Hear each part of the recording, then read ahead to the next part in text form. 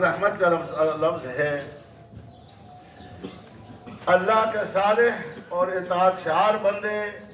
رمضان المبارک میں چونکہ اطاعت و حسنات میں مشغول اور منہمک ہو جاتے ہیں اور وہ دنوں کو روزہ رکھے ذکر و تلاوت میں گزارتے ہیں اور راتوں کا بڑا حصہ تراویح و تہجد اور دعا و استغفار میں بسر کرتے ہیں اور ان کے انوار و برکات سے متاثر ہو کر عام مومنین کے قلوب بھی رمضان المبارک میں عبادات و نیکیوں کی طرف زیادہ راغب اور بہت سے گناہوں سے کنارہ کش ہو جاتے ہیں۔ تو اسلام اور ایمان کے حلقے میں سعادت اور تقویٰ کے اس عمومی رجحان اور نیکی اور عبادت کی اس عام فضا کے پیدا ہو جانے کی وجہ سے وہ تمام طبائع جن میں کچھ بھی صلاحیت ہوتی ہے اللہ کی مرضیات کی جانب مائل اور شر و خباثت سے متنفر ہو جاتی ہے، اور پھر اس ماہ مبارک میں تھوڑے سے عمل خیر کی قیمت بھی اللہ تعالیٰ کی جانب سے دوسرے دنوں کی بنسبت بہت زیادہ بڑھا دی جاتی ہے۔ تو ان سب باتوں کا نتیجہ یہ ہوتا ہے کہ ان لوگوں کے لیے جنت کے دروازے کھل جاتے ہیں اور جہنم کے دروازے ان پر بند کر دیے جاتے ہیں اور شیاطین ان کو گمراہ کرنے سے عاجز اور بے بس ہو جاتے ہیں۔ اس تشریح کے مطابق ان تینوں باتوں یعنی جنت و رحمت کے دروازے کھل جانے، دوزخ کے دروازے بند ہو جانے اور شیاطین کے مقید اور بے بس کر دیے جانے کا تعلق صرف ان اہل ایمان سے ہے جو رمضان المبارک میں خیر و سعادت حاصل کرنے کی طرف مائل ہوتے ہیں اور رمضان کی رحمتوں اور برکتوں سے مستفید ہونے کے لیے عبادات و طاعات کو اپنا شغل بناتے ہیں۔ باقی رہے وہ کفار اور وہ خدا ناشناس اور وہ خدا فراموش اور غفلت شعار لوگ جو رمضان المبارک اور اس کے احکام و برکات سے کوئی سروکار ہی نہیں رکھتے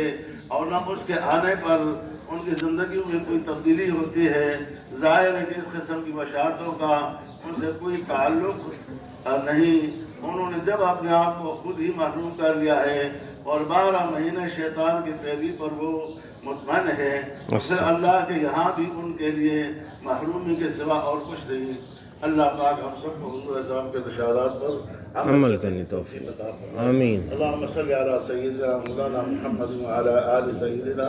مولانا محمد صلاة تنجينا بها من جميع الأحوال والآفات وتقضي لنا بها جميع الحاجات وتطهرنا بها من جميع السيئات وترفعنا بها عندك أعلى الدرجات وتبلغنا بها الغايات من جميع الخيرات في الحياة وبعد الممات إنك على كل شيء قدير۔ اللهم ربنا آتنا في الدنيا حسنة وفي الآخرة حسنة وقنا عذاب النار۔ اے اللہ ہماری نمازوں کو قبول فرما، اے اللہ ہماری دعاؤں کو قبول فرما، اے اللہ ہم سب کو 5 وقت کی نماز باجماعت ادا کرنے کی توفیق عطا فرما،